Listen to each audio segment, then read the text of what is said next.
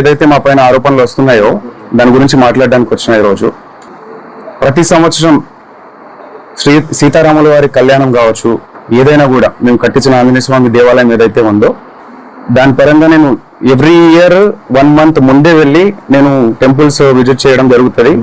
నా ఇన్స్టాగ్రామ్ చూసుకుంటే మీరు గత 10 సంవత్సరాలుగా నా ఇన్స్టాగ్రామ్ లిస్టు మొత్తం కూడా దేవాదాయ టెంపుల్స్ కి వాటికి మాత్రమే వెళ్తూ ఉంటాను. నేను టెంపుల్స్ కి ధనుష్కోటి, రామేశ్వరం అలాంటి టెంపుల్స్ కి వెళ్తూ ఉండడం జరుగుతుంది.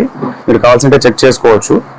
అయితే ఈ ఏదైతే నా మీద ఆరోపణలు వస్తున్నాయో, మా అక్క మీద నా మీద ఆరోపణలు వస్తున్నాయో దాని గురించి చెప్పడానికి వచ్చిన ఈ ఫోటో గురించి చాలా మందికి చాలా డౌట్లు రకరకాలుగా వస్తున్నాయి. మా మీద నింద మోపడానికి చాలా కుట్ర పన్నుతున్నారు. అది ఎవరున్నారు దీని వెనకాల ఏంటి అనేది ఇంతవరకు మాకు కూడా అర్థం కాని పరిస్థితిలో ఉన్నాం మేము. ఇది కలిసింది ఒక ఎమ్మెల్యే ప్రోగ్రామ్ లో భాగంగా మమ్మల్ని ఇన్వైట్ చేసిన తర్వాత, ఆ ప్రోగ్రామ్ అటెండ్ అయిన తర్వాత ఎవరైతే మధు వచ్చిండో దానికి సంబంధించిన ఫోటో ఇది వచ్చి తీసుకెళ్లడం జరిగింది. దీనికి ముందు మా సిస్టర్ ఎవరైతే మంగళి గారు ఉన్నారో ఆమె పరిచయం ఎలా స్టార్ట్ అయిందో చెప్తా ఈరోజు.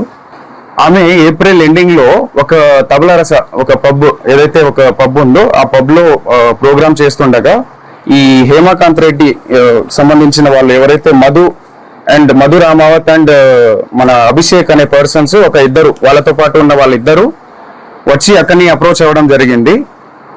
సో ఏదైతే తీజ్ ఫెస్టివల్ కోసం అని చెప్పేసి అప్రోచ్ అయ్యారు మాకు. నేను ఆ ప్రోగ్రామ్ కి అటెండ్ అవ్వలేదు, మా అక్కకు మాత్రమే అప్రోచ్ అయ్యారు వీళ్ళు. సో తీజ్ ఫెస్టివల్ కోసం అని చెప్పేసి వాళ్ళు రావడంతో మా అక్కని అడగడంతో నా నంబర్ ఇవ్వడం జరిగింది. ఆమె మా బ్రదర్ ఏదైనా కూడా మా బ్రదరే హ్యాండిల్ చేస్తాడు, మా బ్రదరే దీని గురించి మొత్తం మాట్లాడతాడు, ప్రోగ్రామ్స్ గురించి మొత్తం మా బ్రదర్ కి కాంటాక్ట్ అవ్వండి అన్న విషయంలో నా నంబర్ ఇవ్వడం జరిగింది. నెక్స్ట్ 1-2 days తర్వాత కాల్ చేసి, అన్న ఇది పరిస్థితి, అక్క దగ్గర నంబర్ తీసుకున్నాం అని చెప్పేసి వీళ్ళు నన్ను కాల్ చేసి ఇట్లా అడిగారు. తీజ్ ఫెస్టివల్ ఉందన్న, వన్స్ ఉంది కదా, దానికి ఇంకా టైం ఉంది, ఆ టైం తర్వాత అప్పుడు చూద్దాంలేండి, కొన్ని ఇంపార్టెంట్ కాల్స్ వస్తుంటాయి, మీటింగ్స్ ఉంటాయి, సో వాటికి వెళ్ళాల్సి వస్తుంది అని చెప్పేసి నేను చెప్పడం జరిగింది. సో దాని తర్వాత ఈ ప్రోగ్రామ్ రావడంతో ఆ ఎమ్మెల్యే ప్రోగ్రామ్ అయిపోయిన తర్వాత, అన్న ఈ ఎమ్మెల్యే ప్రోగ్రాము మా ఈవెంట్ మా విలేజ్ పక్కనే ఉంటది, సో ఆ విలేజ్ పక్కనే మా విలేజ్ ఉంది కాబట్టి ఏదైతే ఆ ప్రోగ్రామ్ తర్వాత ఈయన వచ్చి మా దగ్గరకు వచ్చి, మా విలేజ్ పక్కనే ఉంటదన్న, వచ్చి మా దగ్గర భోజనం చేసి వెళ్ళండి ప్లీజ్, దయచేసి రావాల్సిందే కోరుతున్నామని చెప్పేసి, అక్క అంటే మాకు చాలా అభిమానము, ఇష్టము, మా విలేజ్కి వస్తే బాగుంటుంది అని చెప్పేసి సో పిలిచి మమ్మల్ని ఇన్వైట్ చేసి వెళ్ళడం జరిగింది. ఎందుకు వెళ్ళామంటే ఆ టైంలో చాలా ఓవర్ టైం అయిపోయింది, 12 o'clock అయిపోయింది. ఆ 12 o'clock తర్వాత ఈయన వచ్చి నేను డిన్నర్ అరేంజ్ చేసిన రండి అని చెప్పేసి పిలవడంతో, మా కమ్యూనిటీ కదా అని చెప్పేసి ఆ ఉద్దేశంతో ప్రోగ్రామ్స్ ఉన్నాయని చెప్పి మమ్మల్ని పిలవడంతో మేము వెళ్ళడం జరిగింది. వెళ్తే అక్కడ అక్క నీ ఫోటో, నేను కన్స్ట్రక్షన్ లో ఉంది ఇల్లు, ఆ ఫోటో నేను తీసుకుంటాక గుర్తుగా ఈ ఇంటి ఓపెనింగ్ కి నేను పిలుస్తా మిమ్మల్ని, ఈ ఇంటి ఓపెనింగ్ కి నేను పిలుస్తా, అప్పటికి నేను ఫ్రేమ్ కట్టించుకుంటా అక్క మా ఇంట్లో, నా గుర్తుగా ఉంటది అని చెప్పేసి మేము డిన్నర్ చేసిన తర్వాత కింద దిగిన ఫోటో ఇది. మా టీం ఏదైతే ఉందో ఆ టీంతో సహా ఒక 15 members వరకు వెళ్ళినాం మేము. ఓకే, సో దీని తర్వాత ఇది అక్కడిది ఫోటో. ఈ ఈవెంట్ ఏదైతే జరిగిందో, ఈ వెంచర్ ఓపెనింగ్, ఇది వెంచర్ మేము రియల్ ఎస్టేట్ వెంచర్ ఇది చేస్తామని చెప్పేసి చేసారు. దీని గురించి ఈ వెంచర్ ఆఫీస్ కి ఓపెనింగ్ కి ఎందుకు వెళ్ళడం జరిగిందంటే, నాకు కాల్ చేయడం జరిగింది, అన్న అక్కకి మేము ఇన్వైట్ చేద్దాం అనుకుంటున్నాము, మేము ఈ రియల్ ఎస్టేట్ ఆఫీస్ ఓపెనింగ్ కి అక్కకి ఇన్వైట్ చేద్దాం అనుకుంటున్నాము, సో అక్క రావాలన్నా అని చెప్పేసి నన్ను పిలిచారు, అంటే నాకు అప్రోచ్ అయ్యారు. లేదన్నా ఈ వెంచర్ ఓపెన్లకి అక్క రాదు, ఎక్కడ కూడా మీరు చూసిండొచ్చు, ఎక్కడ కూడా అక్క ఈ వెంచర్ ఓపెనింగ్లకి దీనికి వెళ్ళదు అని చెప్పేసి అంటే, లేదన్నా కంపల్సరీ రావాలి, ఎట్లన్నా రావాలన్నా అంటే, లేదు అని చెప్పేసి అక్కని కూడా అప్రోచ్ అయ్యారు, అక్క మీరు కంపల్సరీ రావాలక్క దీనికి అని చెప్పేసి. సో అక్క నేను ఇలాంటి వాటికి రాండ్రా, ఏమన్నా కూడా సరే తర్వాత మాట్లాడదాంలే అని చెప్పేసి లైట్ తీసుకుంది. మళ్ళీ ఫాలోఅప్ చేసుకొని అక్క రావాలక్క అని చెప్పేసి June 9th ఇది June 9th చేసుకున్న ఒక ఆఫీస్ ఓపెనింగ్ కి నన్ను ఇన్వైట్ చేయడం జరిగింది. అంటే నువ్వన్నా రా అన్న, మాకు కొంచెం హెల్ప్ఫుల్ ఉంటుంది, నా బిజినెస్ కి కొంచెం గ్రోత్ ఉంటుంది, నువ్వు వస్తే నేను కొంచెం చెప్పుకుంటా అన్నట్టు నన్ను పిలవడం జరిగింది. ఆ రోజు నాకు ఫీవర్, ఫీవర్ లో కూడా నేను కార్ పంపిస్తా అన్నా నీకు అని చెప్పేసి అంటే, నేను రాలేను నాకు ఫీవర్ గా ఉందంటే నేను కార్ పంపిస్తా అన్నాడు. కార్ పంపించి నన్ను తీసుకెళ్లి అక్కడ ఆఫీస్ లో ఈ ఫోటోలు దిగడం జరిగింది. అక్కడ ఎవరెవరు ఉన్నారు, ఎక్కడి నుంచి వచ్చారు, వాళ్ళంతా ఏంటి అని చెప్పేసి నాకు తెలియదు. ఓన్లీ అది ఒక జిఎన్ఐ ఆఫీస్, ఏదో జిఎన్ ఆఫీస్ అని చెప్పేసి ఓపెనింగ్ కి మాత్రమే పిలిచిరు నన్ను. జూన్ 9th అక్కడ ఫొటోస్ దిగినాం, అంతా అయిపోయింది. దాని తర్వాత ఈవినింగ్ టైంలో నేను రిటర్న్ రావాలి అనుకొని, నాకు తొందరగా వెళ్ళాలి. నేను జూన్ 10th అక్క బర్త్డే ఉంది కాబట్టి, రేపు నాకు బర్త్డే ఉంది అక్కది, ఆ పనులన్నీ నేను చూసుకోవాలా, పైగా నాకు ఫీవర్ ఉంది, నాకు చాలా ఇదిగా ఉంది, వెళ్ళాలి అంటే సరే అని చెప్పేసి ముగ్గురు వ్యక్తులతో నన్ను డ్రాప్ చేయడం జరిగింది. వీళ్ళు కూడా వచ్చారు ఆ రోజు జూన్ 9th నైట్ టైంలో. చాలా లేట్ అవ్వడం జరిగింది ఆ రోజు ఈవినింగ్, లాంగ్ కాబట్టి మేము ఉండే ఏరియా నుంచి వీళ్ళ ఏరియాకి, మల్లెపల్లి గ్రామానికి, సో ఈ ఆఫీస్కి. సో వీళ్ళు ఎవరైతే నా మీద, ఈ పర్సన్ ఎవరైతే నా మీద మొన్న చెప్పడం జరిగింది, వీళ్ళు ఎవరు కూడా నాకు తెలియదు. జస్ట్ డ్రైవర్లుగా వచ్చిరు, వెనకాల నన్ను వదలడానికి వచ్చిరు. వీళ్ళు వచ్చి నా దగ్గర ఫోటో తీసుకున్న ఫోటో ఇది. మా ఇల్లు బ్యాక్గ్రౌండ్ లో, ఇది మా ఇల్లు బ్యాక్గ్రౌండ్. ఇక్కడ ఆఫీస్, బ్యాక్గ్రౌండ్ లో ఒక ఆఫీస్ ఉంటది. సో ఇంటి దగ్గర దిగిన ఫోటోని ఈరోజు ఇన్ని లక్షలు ఇచ్చాము, అన్ని లక్షలు ఇచ్చాము అని చెప్పేసి అబద్ధాల ప్రచారం చేస్తున్నారు ఈరోజు. సో దయచేసి గమనించాలి మీరు, ఇది అక్కడ జరిగిన విషయం. దాని తర్వాత మేలో ఏదైతే ఎమ్మెల్యే ఫంక్షన్ తర్వాత మేలో మేము ఆ ఇంటికి వెళ్ళి వచ్చిన తర్వాత ఒక 10-15 days తర్వాత నాకు కాల్ చేసి, అన్న ఆఫీస్ ఓపెనింగ్ అని చెప్పేసి ఏదైతే చెప్పిండో ఆయన, ఆఫీస్ ఓపెనింగ్ కి వెళ్ళడం జరిగింది నేను. ఓకే, ఆఫీస్ ఓపెనింగ్ కి వెళ్ళక ముందే నాకు ఆఫీస్ వెంచర్ ఇట్లా మేము ఇది చేస్తున్నామన్నా, మాకు రియల్ ఎస్టేట్ ఆఫీస్ ఇట్లా పెట్టాలనుకుంటున్నాము, సిటీలో పెట్టాలనుకుంటున్నాము, సిటీలో ప్లస్ మేము మల్లెపల్లి దీంట్లో కూడా పెట్టాము, దానికి కంపల్సరీ అక్కడ ఇన్వైట్ చేస్తామని చెప్పేసి ఏదైతే ఈ ఆఫీస్కి నన్ను ఇన్వైట్ చేసిరో, దానికి ముందే విషయం ఎక్కడ వీళ్ళ పరిచయం మాకు గట్టిగా ఏర్పడింది ఎక్కడ అంటే, ఈ ఆఫీస్ కి ముందు నాతో మాట్లాడేటప్పుడు, అన్న ఆఫీస్ వెంచర్ ఓపెనింగ్ అని చెప్పేసి మేము ఆ సంబంధించిన ఈ ఏదైతే ఆఫీస్ ఉందో రియల్ ఎస్టేట్ ఆఫీస్, ఇదే ఆఫీసు హైదరాబాద్ లో కూడా ఓపెన్ చేద్దాం అనుకుంటున్నాం అని చెప్పేసి ముందే చెప్పారు నాకు. దీనికి రావాలి మీ అక్క, లేదంటే అక్క హైదరాబాద్ లో రావాలి అని చెప్పేసి అన్నారు.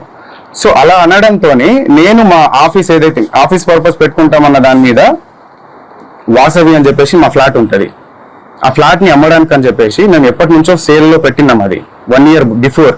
సో వీళ్ళు ఏంటి ఆఫీస్ పర్పస్ మాకు కావాలి అని చెప్పేసి వెతుకుతున్నారు కదా అన్న ఉద్దేశంతో మేము ఒకసారి ఫ్లాట్ చూడండి, మీకు నచ్చితే తీసుకోండి అని చెప్పడం జరిగింది.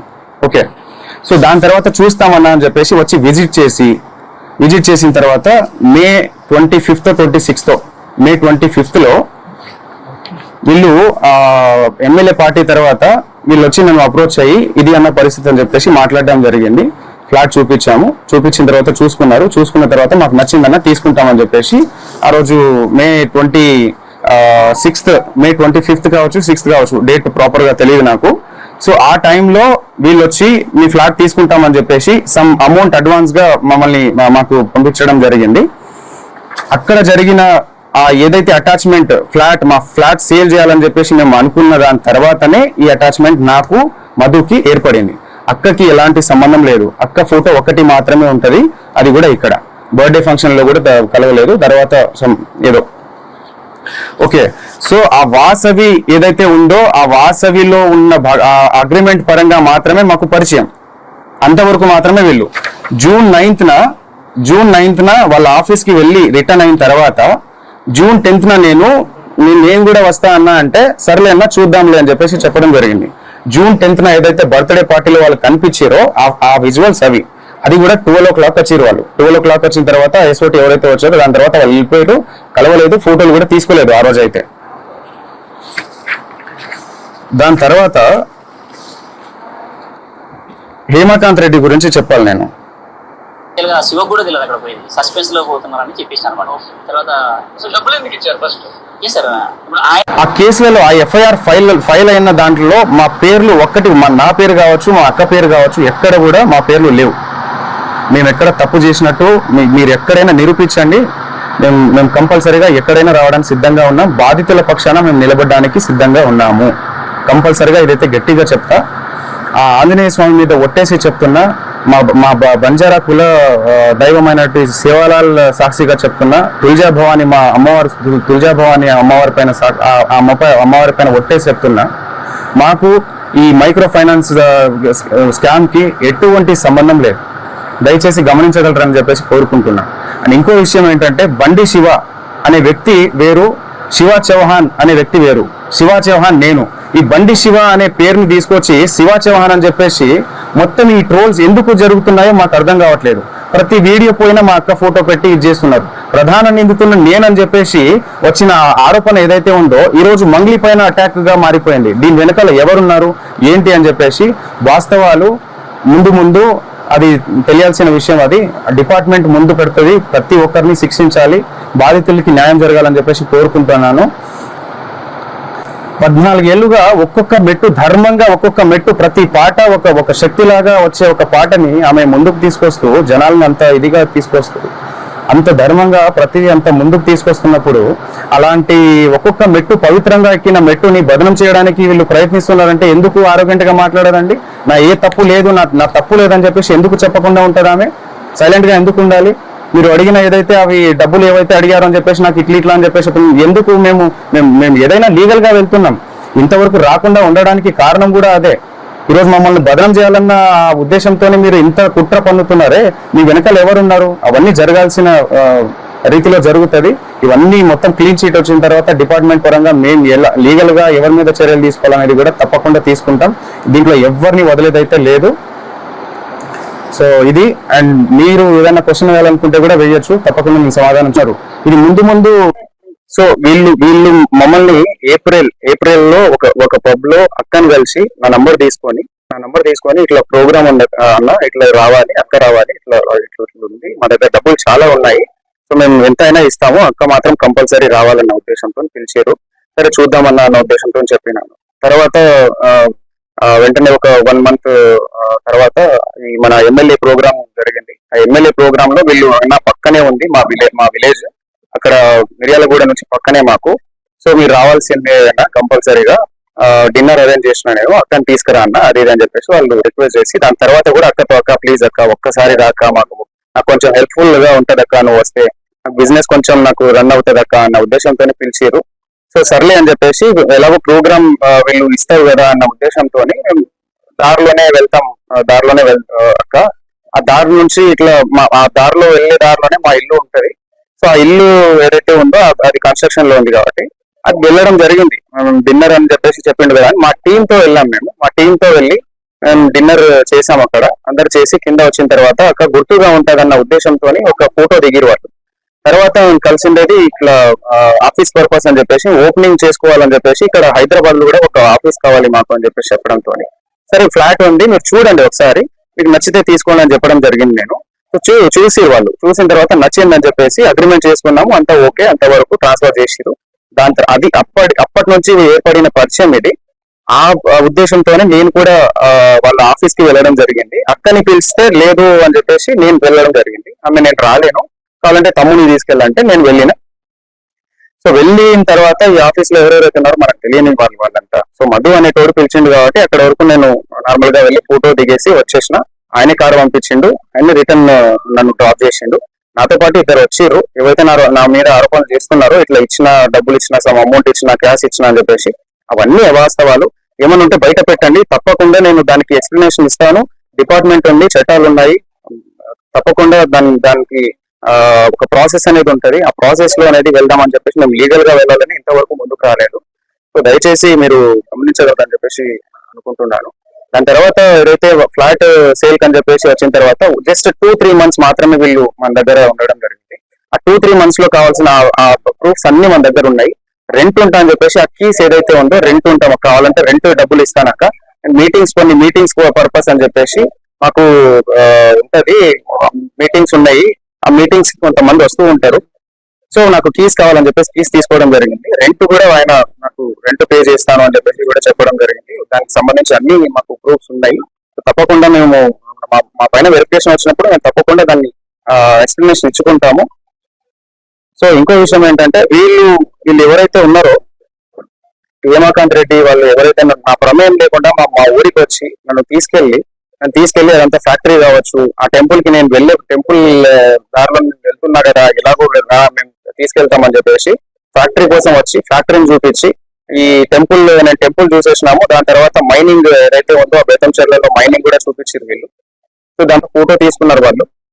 మా పేర్లు కూడా ఎక్కడ వాడి డబ్బులు తీసుకున్నది కూడా మీరు రమాకాంత్ రెడ్డి చెప్పినట్టుగా ఎక్కడ కూడా తీసుకున్నట్టు లేదు. అంటే వాళ్ళకి ముందే మేము డబ్బులు ఇచ్చేసినామంటారు. సో వాళ్ళ ముందే డబ్బులు ఇచ్చేసినామన్నప్పుడు మా పేర్లు చెప్పి ఎక్కడ వసూలు చేశారు?